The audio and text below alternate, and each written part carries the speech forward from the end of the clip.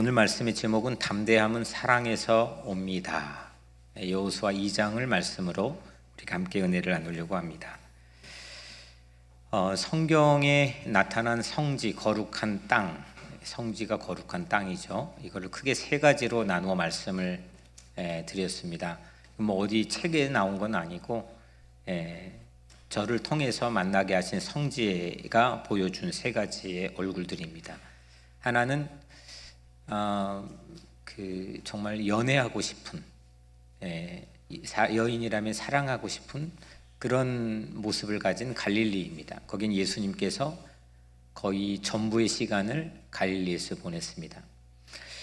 다음에 예수님이 몇 차례 방문도 하셨지만은 특별히 예수님이 십자가에 못 박혀 죽으셨고 그 무덤 가운데, 장사 지낸 무덤 가운데 3일 만에 부활하셨던 그런 땅이 있는 예루살렘, 이게 두 번째 거룩한 땅이 보여준 중요한 장소라고 생각을 합니다. 마지막 세 번째가 광야입니다.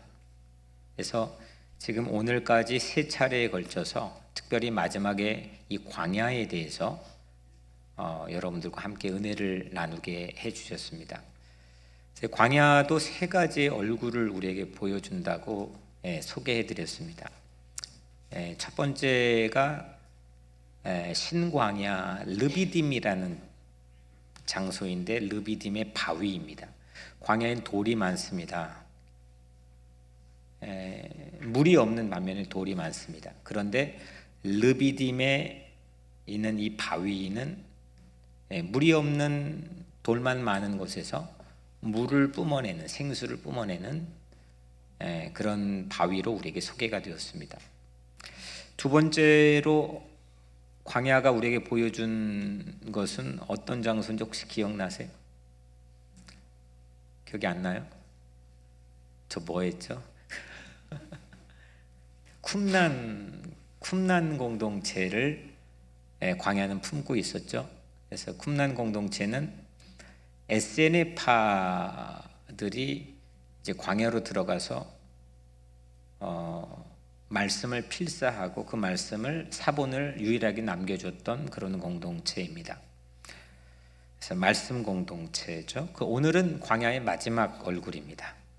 그래서 오늘 우리에게 보여주는 세 번째 광야의 마지막 얼굴은 유대 광야에 있는 마사다입니다. 마사다는 이스라엘이 로마 제국의 주 70년경에 망하게 되죠. 그리고 그 이후로 2000년 동안 나라, 물론 국토는 말할 것도 없고 나라가 없는 상태에서 살게 되는데, 그 로마 제국에 멸망당한 최후의 마지막 현장이 마사다입니다. 이스라엘의 성경에 나와 있는 이스라엘에게는 크게 더 자잘구레한 것도 있겠지만 네 가지의 공동체가 있습니다.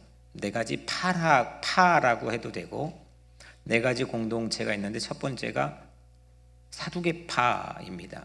사두개파는 성전만 기억하면 됩니다. 여러분들이 사두개파는 성전이 메인입니다. 성전 중심으로 모여 있는 사람들이. 바리새파 사람들은 두 번째로 회당입니다. 회당 중심으로 모여 있는 사람들입니다. 그리고 세 번째로 이제 쿰난 공동체를 이루었던 에세네파입니다. 예수님 시대 성경에 소개가 되고 있는데 에세네파, 세례 요한도 에세네파 출신으로 우리가 추정할 수가 있겠습니다. 이 사람들은 성경 중심입니다. 그래서 사두개파는 뭐 중심이라고요? 성전 중심이고, 바리새파는 회당 중심. 이 말로 여러 가지 어마어마한 것들이 그 안에 있습니다. 성전 중심이면 예루살렘 중심이고, 회당 중심이면 디아스포라로 나라에 쫓겨나서 헤맬 때에 곳곳에 세워놨던 시나고그, 여기도 지금 회당들이 있죠. 그 회당 중심 바리새파입니다. 그리고 성경 중심의 에세네파, 쿰난 공동체를 이룬 에세네파, 이게 이제 지난번 시간까지 같이 본 거고, 오늘은 마사다, 이 마사다 요새인데 마사다에서 최후의 항전을 벌인 영어로는 젤로 땅이라고도 부르고 여러분들 가진 성경에는 열심당으로 소개가 되어 있습니다. 예수님의 제자 중에는 가나안인이라고 하는 시몬이 젤로 땅이었다가 예수님의 제자가 되었고, 혹은 베드로도 열심당원이었다라고 이야기하기도 합니다. 그러니까 우리로 치면 이런 거죠. 일제 시대에서 여러 가지 독립운동을 한 형태들이 있었습니다. 뭐 또 하나는 이제 애국 계몽 운동을 했죠. 교육을 통해서 인재들을 양성하고 국력을 키워서 제국에 저항할 수 있는 힘을 만든다. 그리고 또 하나가 이제 뭐 군사도 모집하고 그래 실제 그 일제에 맞서서 목숨을 걸고 싸웠던 그런 독립군도 있었습니다. 우리로 치면은 안중근, 뭐 윤봉길, 김구, 장준하 이런 독립군의 형태와 비슷한 부분이 있는 게 열심당으로 불려지는 젤로 땅입니다. 로마 제국이 주후 70년 예루살렘을 드디어 함락했습니다. 예루살렘이 쑥대밭이 되고 유린당했습니다. 다 나라를 빼앗겼습니다. 이때 제사장 출신의 엘리에젤 벤 야이르라고 하는 아주 유명한 사람입니다. 이 엘리에젤 벤 야이르라고 하는 지도자를 필두로 960명이 광야로 들어갑니다. 이 960명은 열심당원들입니다. 우리로 하면 민족 해방을 위해서 살아가는 사람들입니다. 그들이 최후로 항전지로 선택한 곳이 저 남쪽에 있는 유대 광야에서 마사다는 히브리어로 마짜다, 요새란 뜻입니다. 말 그대로 천연 요새입니다. 해발 450m, 그러니까 높이가 450m고 그 위에는 평지가 있는데 평지의 길이가 600m 그리고 폭이 250m. 그러니까 어마어마한 큰 바위 절벽 위에 있는 그런 요새가 마사다입니다. 마사다는 본래 예수님 태어나시기 한 34년 전에 헤롯 대왕이 은신처로 삼기 위해서 만들어 놓은 그런 장소입니다. 그래서 혹 쿠데타가 일어나거나 어려움이 생기면 그쪽으로 도망가야 되겠다 하다 보니까 그 사막의 그 뜨거운 여름 날씨에 추운 이제 추워지는 날씨에 그쪽으로 가서 또 궁전을 세워 가지고 별장처럼 사용하려고 했던 곳이기도 합니다. 정말 환상적으로 지어놨습니다. 그 절벽에다가 헤롯 대왕의 그 겨울 궁전으로 불려진 은신처는 정말 오늘날 건축 공법으로도 쉽지 않는 그런 환상적인 그런 장소입니다. 그 안에는 아주 오랫동안 먹을 수 있는 곡식 저장고와 또 물 저장고도 만들어 놓았습니다. 이 덕분에 주 70년에 이제 로마 제국이 예루살렘을 함락하니까 그걸 피해 가지고 어느 정도로 처참했냐면 이제 로마 군대가 와서 예루살렘 성전에 사람들을 막 집결시켜 놓고 무자비로 죽이니까 그 지하 수로를 통해서 도망갑니다. 애를 안고 전부 다 막 이스라엘 백성들이 도망갑니다. 그런데 저 실로암 연못에 나오면 그걸 알고 전부 나오는 대로 다 쳐 죽입니다. 한 명씩. 이스라엘 사람들이 얼마나 처참하게 죽었는지 뭐 기록에 보면 이루 말할 수 없는 고난을 경험합니다. 그때 960명의 민족 해방군들이, 다시 말하면 열심당원들이 벤 야이를 중심으로 해서 저 유대 광양으로 남쪽으로 내려갑니다. 그리고 3년 동안을 거기에서 버팁니다.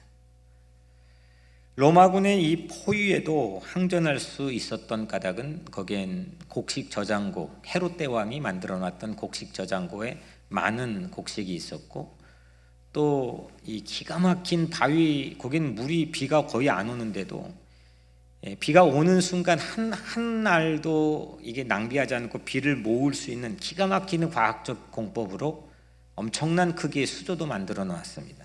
지금도 그 곡식 저장고나 수조가 남아 있습니다. 쉽게 함락이 되지 않습니다. 밑에서 그 뜨거운 그 열이 올라오는 사막에서 로마 군인들 9,000명이 거기에서 야영을 하면서 방법이 저기 위에는 물이 없을 테니까 이걸 그냥 버티기 하면 저 사람들은 죽을 것이다, 항복할 거다. 근데 그 다음날 일어나면은 위에서 목욕하고 남은 물이라고 그 물을 쏟아붓습니다. 그러니까 우리는 건재하다, 뭐 지금 너희들 그렇게 해서 우리는 무너지지 않는다, 우리 항복하지 않는다, 뭐 이런 제스처를 한 거죠. 이렇게 3년이 지나도 함락이 되지 않았던 까닭에 로마 군인이 이제 다른 병법을 사용합니다. 어떤 병법이냐면 여러분들 혹시 이제 여러분들 셀폰으로 마사다 해보면 사진 보여지는데 어마어마하게 높습니다. 집에 가서 해보시면. 근데 그 동일한 높이의 토성을 쌌습니다. 그 옆에다가 그걸 연결해서 함락하기 위해 산을 만드는 겁니다. 엄청난 사람들을 동원해 가지고 산을 만듭니다. 수천 톤의 흙과 나무 또 엄청난 양의 돌로 인공산을 만들었습니다. 지금도 그 터와 잔재가 그대로 남아 있습니다. 이제 수개월에 걸쳐 가지고 이게 산을 만들었습니다. 근데 산을 만드는데 그 이스라엘 진영의 마사다 위에서 이제 공격을 하면 될 텐데 또 공격을 하지 못하게 머리를 쓴 게 같은 이스라엘 노예들을 동원해 가지고 이 토성을 쌓았습니다. 그래서 그는 바라보고만 있었습니다. 이게 완공이 되었습니다. 완공이 된 날 그 위에서 공성추라고 하는 큰 돌폭탄을 이스라엘 성벽을 향해 쏘기 시작합니다. 성벽이 무너지고 성문이 열려졌습니다. 이제 마사다로 진격하는 일만 남았습니다. 이때 이제 공성추라는 돌폭탄을 쏘고, 그리고 그 돌폭탄 공성추가 지금도 거기에 아주 많이 남아 있습니다. 쏘고 이제 불화살로 거기 마사다의 이 진영 자체를 전부 태워버렸습니다. 막 불이 나고, 근데 이때 그 사이에 논 다리를 통해서 그 마사다 진영으로 들어갈 찰나에 맞바람이 불었습니다. 그래서 불꽃이 그 안으로 진격하는 로마 군인들에게 날렸습니다. 도저히 그 마사다에 그날 들어갈 수가 없었습니다. 그래서 하는 수 없이 후퇴하고 다음 날 아침 이제 최후의 진격을 하기로 마음을 바꾸었습니다. 그러니까 그날 밤 마사다에게는 이스라엘 진영에게는 최후의 밤입니다. 지도자 엘리에젤 벤 야이르가 사람들을 다 모아놓고 연설을 합니다. 이 연설의 내용이 아주 유명한 가장 오래된 역사책 중에 하나인 요세푸스 역사책을 통해서 그대로 고스란히 전해집니다. 제가 잠깐 그 연설을 읽어드리겠습니다. 엘리에젤 벤 야이르가 한 연설입니다. 그 최후의 항전이 있는 그 밤에, 나의 충성스러운 백성 여러분, 우리는 어떤 우상도 섬기지 않았습니다. 오직 홀로 되고 의로우신 하나님만 섬기기로 결의했습니다.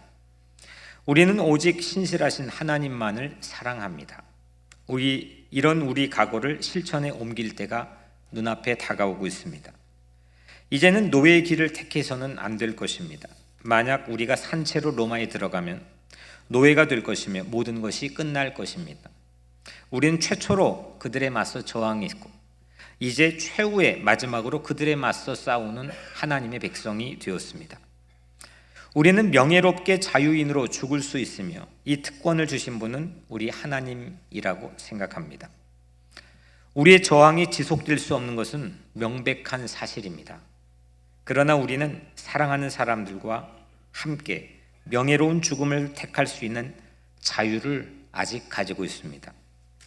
그들이 아무리 산채로 잡으려 한다 할지라도 우리는 그러한 승리를 그들에게 허용해서는 안 될 것입니다. 우리의 아내들이 욕을 당하지 않은 채 죽게 하고 우리의 자녀들이 노예의 기억 없이 세상을 떠나도록 합시다. 먼저 우리의 재물과 요새를 불태웁시다. 그들은 전리품이라고는 아무것도 얻지 못하고 시신만을 발견할 것입니다. 그러나 한 가지, 곡식 창고만은 남겨둡시다. 그리하여 우리가 자결한 것은 식량이 부족해서가 아니요 우리가 노예가 되느니 차라리 죽음을 택하겠다는 우리의 믿음과 우리의 순결한 열망 때문이었다는 사실을 그들에게 입증하도록 합시다. 산채로 잡힌 청년들이 계속될 고문에도 생명이 끊어지지 않고 고통받는 것을 생각해 보십시오. 어느 남편은 거칠게 다루어지는 자신의 아내를 볼 수도 있을 것입니다. 그는 또 두 손이 묶여 아빠하고 소리치는 어린 자식들의 목소리를 들을지도 모릅니다. 자, 우리의 손이 자유롭게 칼을 들 수 있을 때 사랑하는 아내와 자식들과 함께 자유인의 몸으로 이 세상을 떠나 하나님을 향해 달려갑시다. 이들의 명예로운 죽음을 증명해 줄 수 있는 두 명의 여인 그리고 5명의 아이들만 남겨두고 그들은 전부 다 죽기로 결의를 합니다. 먼저 제비 뽑힌 10명, 그 제비 뽑힌 토기 조각을 이번에 가신 분들이 사실은 박물관에서 봤는데 그 엘리에젤 벤 야이르라고 하는 제사장 이름도 있고 10명을 먼저 제비 뽑아서 943명을 죽입니다. 그리고 다시 제비 뽑힌 1명이 나머지 9명을 죽이고 한 사람 스스로 죽습니다. 그게 그 최후의 항전에 이루어진 역사적인 기록의 내용입니다. 다음 날 아침 로마 군들이 마사다의 진영에 들어갔습니다. 마지막 최후의 항전을 했던 장소에 들어갔습니다. 그들이 발견했던 것은 953구의 시체만 발견했습니다. 그리고 7명의 남겨진 사람들이 수조에서 발견되었습니다. 지금은 흩어진 유대인들이 이스라엘 사람들이 자녀들의 성년식을 하는 장소입니다. 수없는 디아스포라 주이시들이 그곳에 가서 성년식을 합니다. 그들은 우리의 성년식과는 의미가 다릅니다. 14살까지 완전히 부모가 그들을 풀리 신앙적으로 서포트하고 14살부터는 세상에 이제 어엿한 독립된 한 개체로 세우는 신앙적인 퍼포먼스이고 매우 의미 있는 날입니다. 그거를 마사다에서 합니다. 그리고 저도 이번에 처음 안 내용인데 예루살렘 다음으로 이스라엘 국토에 가장 많이 방문하는 곳이 바로 마사다입니다. 저는 이 최후의 항전을 한 이 마사다라고 하는 이 장소를 이야기를 접하면서 이런 담대함이 어디에서 온 걸까? 이런 담대함이 과연 어디에서 기인한 걸까? 그들의 죽음은 전부 다 노예가 되느니 신앙의 결기를 지키고 이 신앙 공동체를 하나님 앞에 순결하게 지키면서 죽음을 선택했습니다. 그들의 죽음은 많은 것을 실제 죽지 않고 말하고 있습니다. 믿음이라는 게 뭘까요? 여러분들 다 믿음을 갖고 있기 때문에 이 자리에 앉아 있습니다. 신앙인들입니다. 여러분들은 믿음을 소유하고 있습니다. 그러면 여러분들에게 믿음은 무엇입니까? 믿음은 여러분들에게 어떤 일들을 만들어냅니까?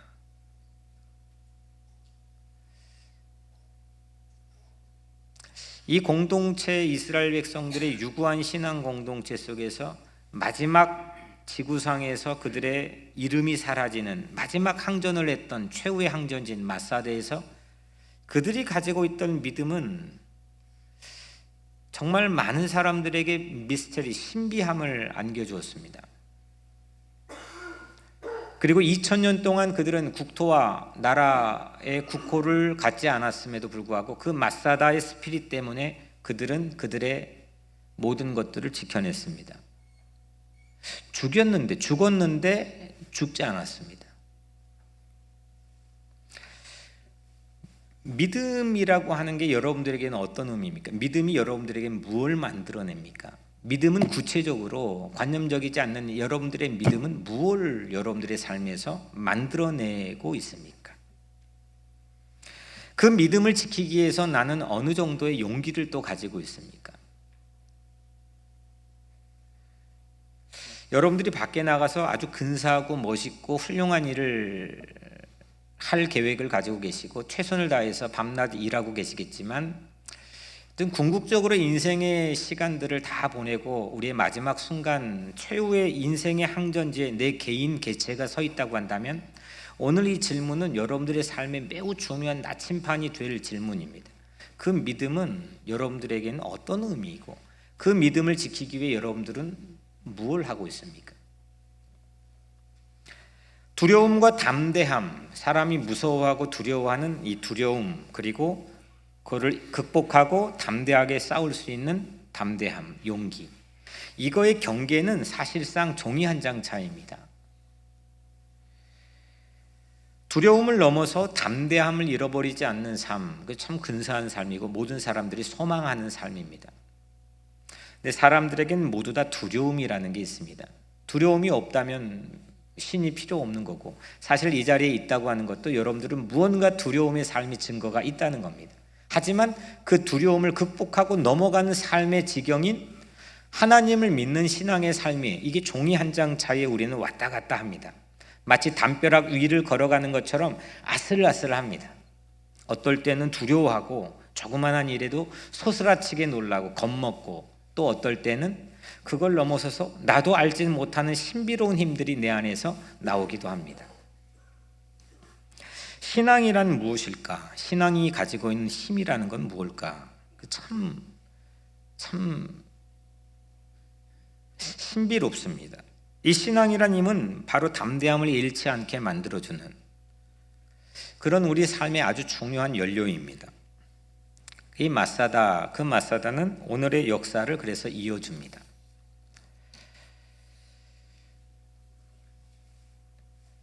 제가 이번에 성지순례 몇 주 전에 가서 이제 돌아오는 이스라엘 출국장에서 잠깐 떠오른 시상을 가지고 제가 좀 시를 적어봤습니다.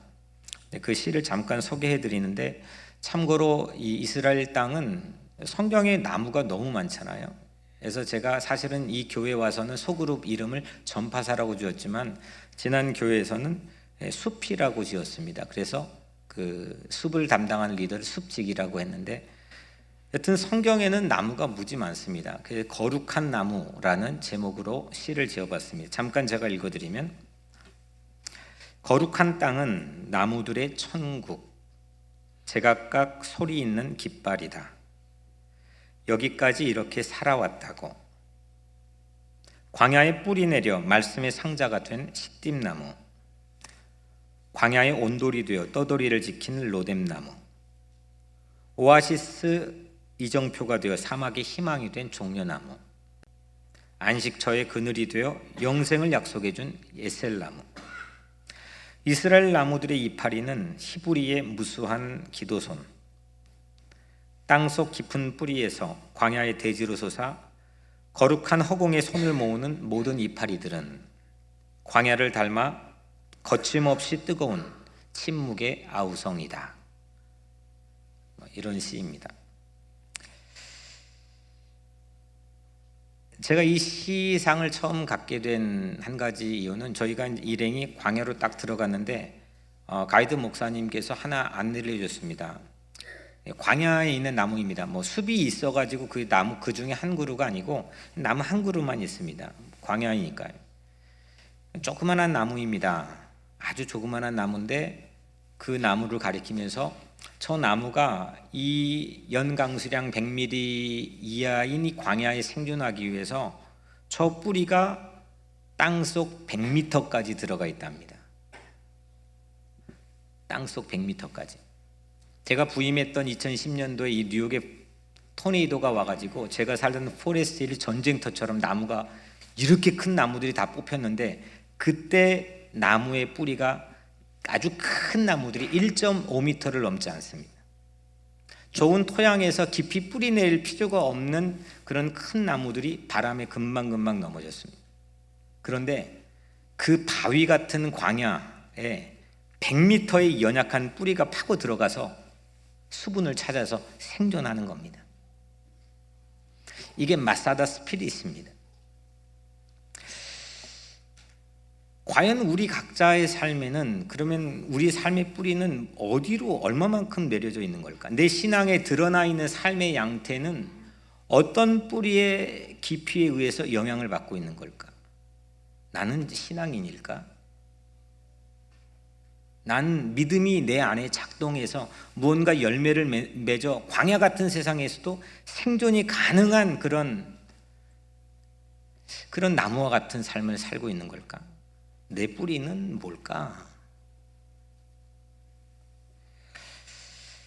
여튼 이 마사다는 우리에겐 상당히 많은 유산과 묵상의 내용들을 주고 있는 것 같습니다. 오늘 본문으로 와보겠습니다. 오늘 본문의 이야기에는 이것도 마찬가지로 광야입니다. 광야인데 여리고라는 도시입니다. 거기에 성이 있습니다. 광야에 여리고 성이 있었습니다. 마사다도 성인데 이것도 마찬가지로 요새 같은 성입니다. 여리고 성은 여러분들 너무 잘 아시는 것처럼 성경의 최고 강한 성 중에 하나입니다. 강해야만 되는 위치에 있습니다. 요단강 동쪽에서 요단강을 넘어가지고 가나안 땅, 하나님이 약속해 주신 젖과 꿀이 흐르는 가나안 땅으로 들어가면 첫 번째 만나는 관문의 도시가 여리고입니다. 제가 지금 정확한 기억이 아니라 좀 그렇지만은 정확한 연수는 8,000년, 그러니까 전 세계 최고의 오래된 고대 도시 중에 하나가 여리고입니다. 가나안 땅으로 들어간 첫 관문이니까 마치 그 가나안의 열쇠 구멍과 같은 역할을 하는 도시입니다. 그러니까 강해야만 하는 성이죠. 그래서 성벽도 견고했습니다. 뭐 그거 매일 한 바퀴씩 그리고 마지막 날 7바퀴 했더니 저절로 무너졌던 기적이 성경에 기록이 되어 있지만 여하튼 그거는 강하다고 하는 것을 우리에게 강조하고 있습니다.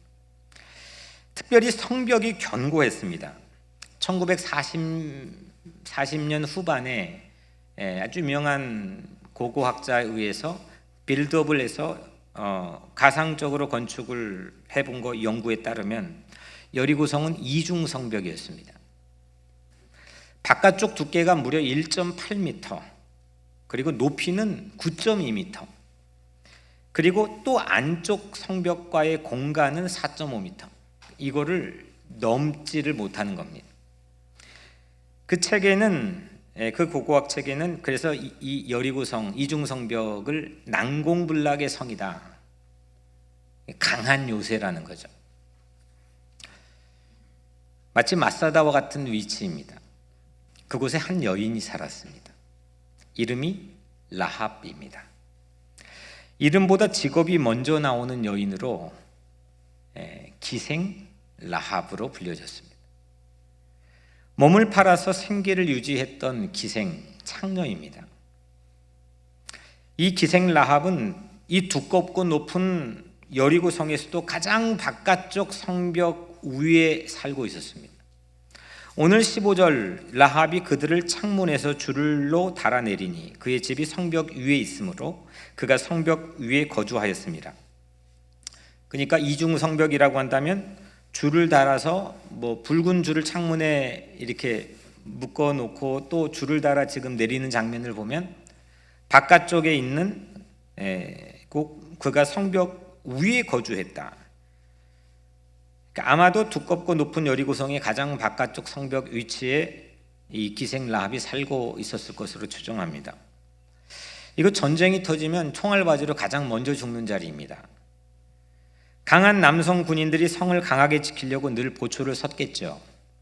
라합은 성벽 바깥쪽에서 그 담대함의 상징처럼 알려진 여리고 남성 군인들의 놀이개로 짓밟혔고 연약하게 살았던 처지의 여인입니다. 라합은 그러니까 이 여리고성, 가장 강한 성에서 가장 연약하고 가장 나약한 처지의 삶을 살았습니다. 하루는 2명의 불청객이 라합에게 찾아왔죠. 여호수아가 여리고성을 정탐하려고 비밀리에 보낸 자객들 2명이 오늘 본문에 소개가 됩니다. 그런데 이 자객이 왔다는 소식을 누군가가 여리고 안에 있는 왕에게 밀고를 합니다. 그리고 여리고 왕은 군인들을 보내서 라합의 집을 들쑤셔 놓는 장면이 오늘 본문에 담겨 있습니다.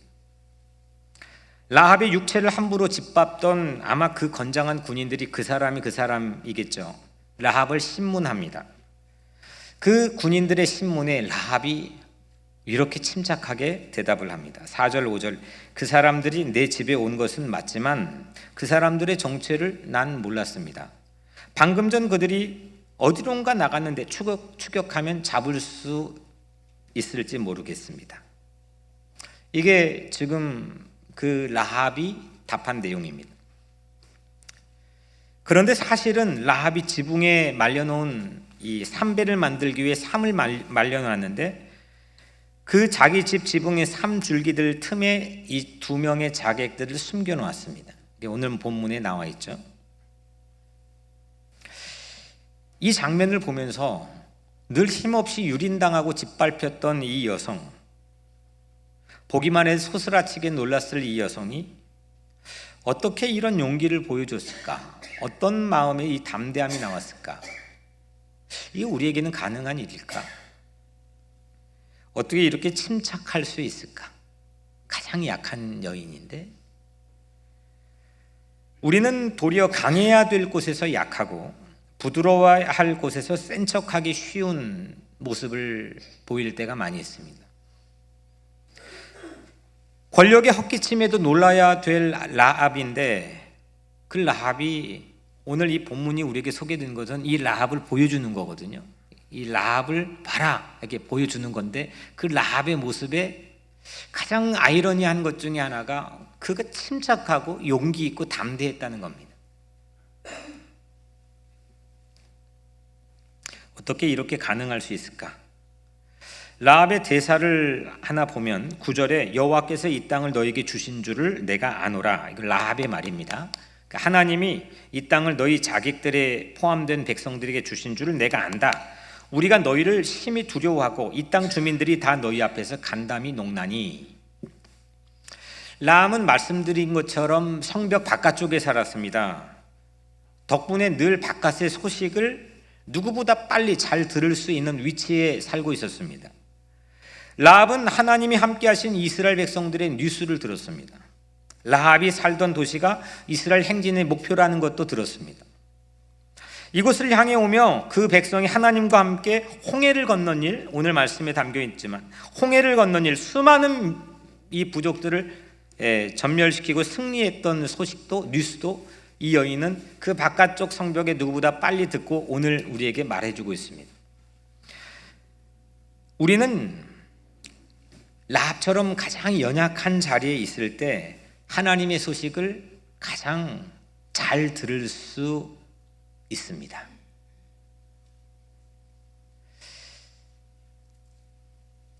제가 목회하면서 이렇게 본 주관적인 제 느낌으로는 사람이 이렇게 건강하거나 체력적으로 건강하거나 집안이 다 자식들이 잘 되거나 돈이 아주 많이 있거나 명예가 출중해 사람들에게 존경을 한 번에 받는 그런 사람들은 하나님의 뉴스가 들려오면 듣기는 하는데 그 뉴스가 들을 만한 귀가 크게 열리지가 어렵습니다.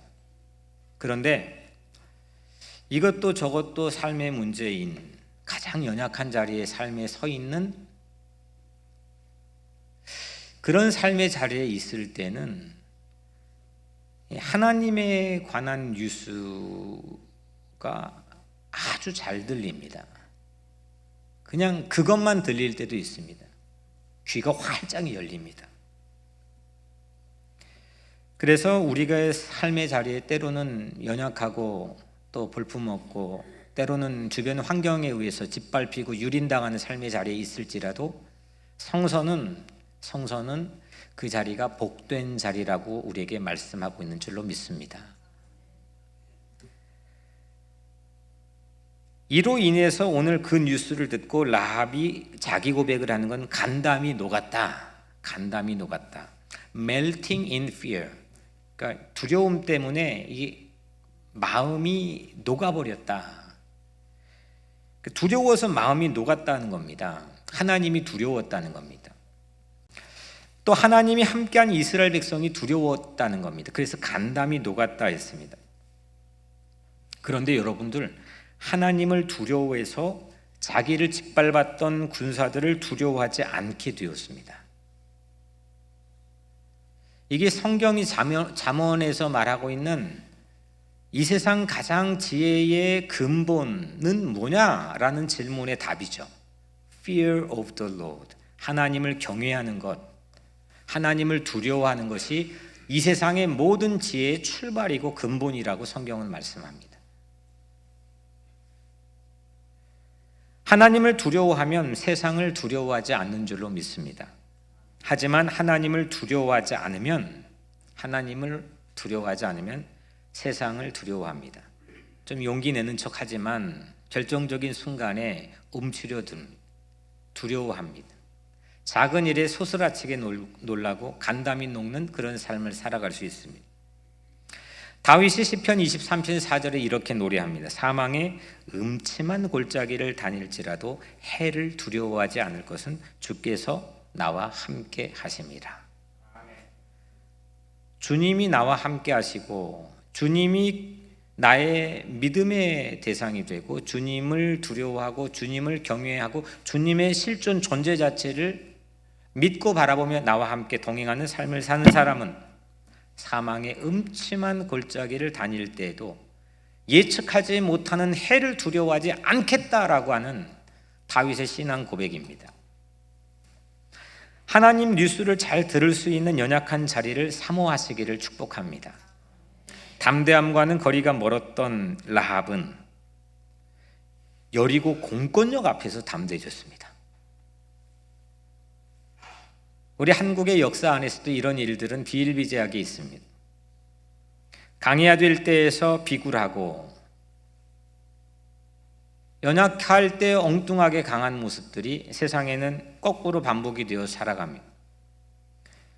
그런데 오늘 라합은 강함의 심벌인 여리고의 피해자로 살았던 라합은 여리고의 남성들보다 더 강했습니다. 왜냐하면 하나님을 들었기 때문입니다.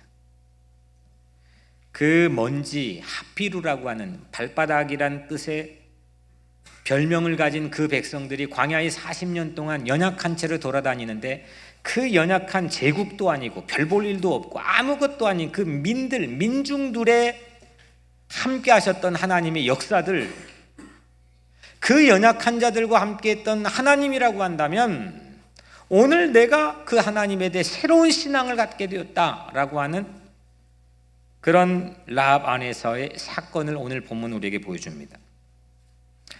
라합은 진짜 두려워할 줄 아는 사람이었습니다. 하나님이건 뭐든 간에 11절에 우리가 듣자 곧 마음이 녹았고 너희로 말미암아 사람이 정신을 잃었나니. 라합은 최전방에 살면서 바깥 세상을 두려워했습니다. 이스라엘 백성들 보고 마음이 녹았습니다. 라합은 무서워할 줄 아는 사람입니다. 성 안팎으로 두려움에 쌓일 환경에 놓여 있었습니다.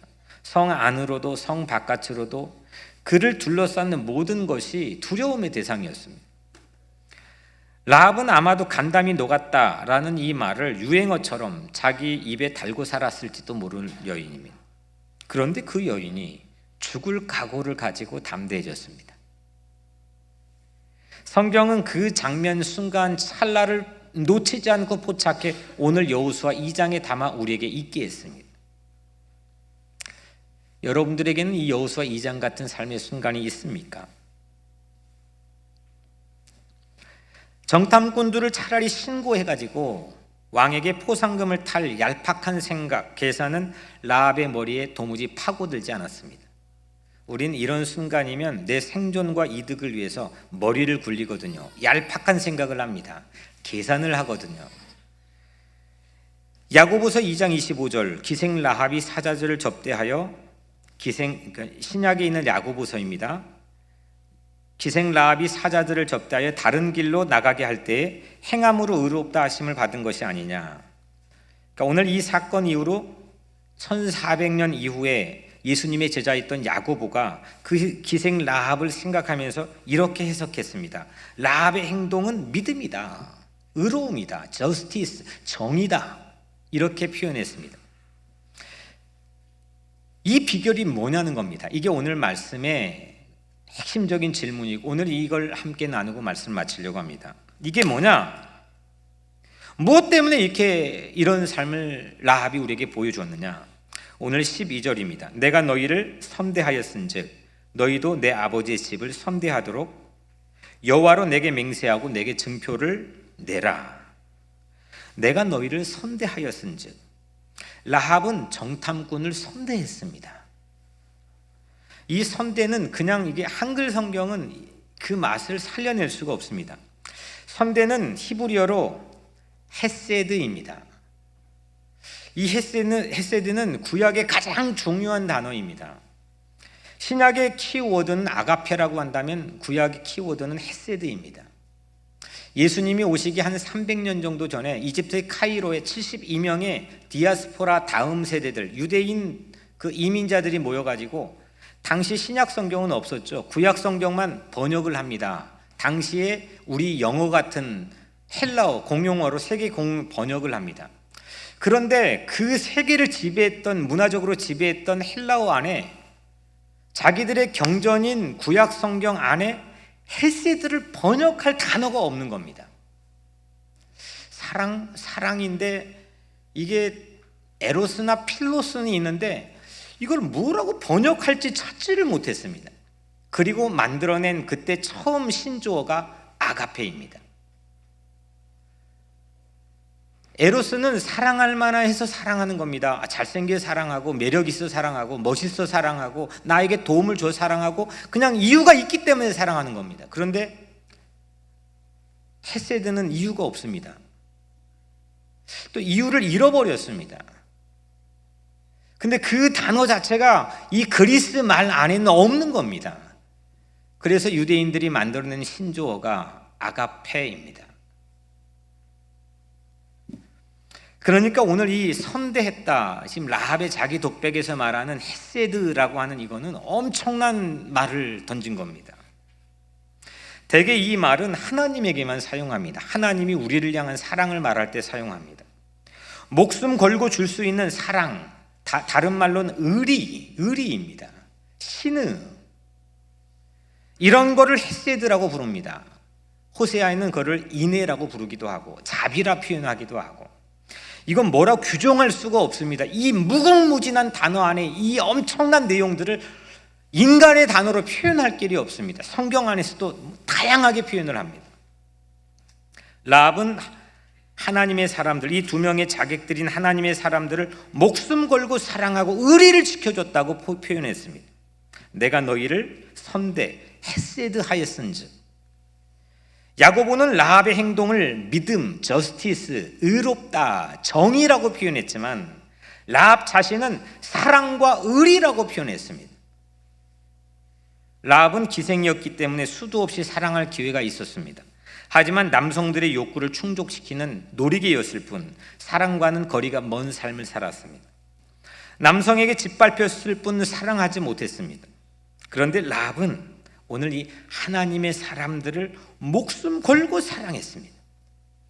대가 없이 이유 없이 사랑했습니다. 이거 사랑하다 내가 모든 걸 잃을 수 있는데도 사랑했습니다. 이게 라합의 표현입니다. 하나님의 백성들, 하나님의 사람들을 사랑한 거고, 다시 말하면 하나님을 사랑한 겁니다. 사랑했더니 담대해졌습니다. 사랑했더니 용기가 있어졌습니다. 사랑하면 용기가 생겨납니다. 예수님의 십자가는 헤세드, 우리를 향한 사랑이지 않습니까? 아가페이지 않습니까? 예수님의 십자가를 믿는 모든 사람들에겐 용기와 담대한 삶을 살아갈 힘을 얻게 됩니다. 이 사랑이 바로 라합의 가슴에 생겨졌습니다. 그리고 사랑의 예수의 족보, 그 예수의 사랑, 그 족보의 마태복음 1장에 보면 라합의 이름이 등재되었습니다. 마태복음 1장 5절 6절 예수의 족보에 살모는 라합에게서 보아스를 낳고 보아스는 룻에게서 오벳을 낳고 오벳은 이새를 낳고 이새는 다윗 왕을 낳으니라. 라합이 다윗의 4대 할머니가 된 겁니다. 고조 할머니가 된 겁니다. 그리고 육신적으로는 예수의 할머니도 된 겁니다. 라합의 집은 여리고에서 가장 가난하고 힘없는 달동네였습니다. 유린당하고 짓밟히는 장소였습니다. 자칫 흉가로 기억될 집이 장차 다윗의 할머니가 살았던 명문가로 변화되었습니다. 이게 상상이나 했던 일입니까? 아니, 라합의 집이 이방 여인이었습니다. 외국인이었습니다. 그리고 기생이었습니다. 늘 유린당하는 가난한 사람이었습니다. 그런데 이런 마사다의 집 안에서 새로운 역사들이 만들어졌습니다. 우리는 그 이야기를 오늘 함께 읽었습니다. 마사다와 라합의 집, 여리고성은 이 두 가지 다 요새입니다. 누군가 강자에 의해서 지어진, 누군가를 유린하고 짓밟히기 위해서 지어진 그런 곳들입니다. 그런데 거기에서 960명의 열심당원들과 라합은 담대함의 상징으로 우리에게 전해져 오고 있습니다. 그 담대함은 헤세드에서 옵니다. 사랑과 의리는 담대하게 합니다. 행복하게 살고 싶습니까? 의리를 지키시고 사랑이 시작되기를 바랍니다. 세상의 것을 빼앗겨도 영혼은 뺏길 수 없다는 사랑과 신의를 지킬 수 있다면 여러분 모두가 행복하고 의미 있는 삶을 살게 될 줄로 믿습니다. 그러면 용감해집니다. 두려움을 이깁니다. 장애를 극복합니다. 마태복음 10장 28절 몸은 죽여도 영혼은 능히 죽이지 못하는 자들을 두려워하지 말고 오직 몸과 영혼을 능히 지옥에 멸하실 수 있는 이를 두려워하라. 사랑하는 여러분, 담대함은 소유에서 오지 않습니다. 저 남쪽에 국경을 쌓아놓는다고 그거는 자기가 겁먹고 있다는 증거입니다. 담대함은 무장을 하거나 자물쇠를 채우거나 소유의 막대한 부에서 절대 오지 않습니다. 담대함은 사랑에서 옵니다. 하나님을 깊이 사랑하고 이웃을 내 몸처럼 사랑하는 순간 우리는 담대해질 수 있습니다. 혹시 내가 서 있는 곳이 이중성벽의 맨 바깥 위에 있지는 않습니까? 마사다처럼 혹시 여러분들 고립되어 있지는 않습니까? 그곳이 하나님의 뉴스에 귀가 열릴 수 있는 복된 자리입니다. 진정한 사랑과 의리가 시작될 수 있는 곳입니다. 여러분이 선 곳이 그런 사랑의 명문가가 될 수 있는 자리가 되기를 주님의 이름으로 축복합니다. 기도하겠습니다.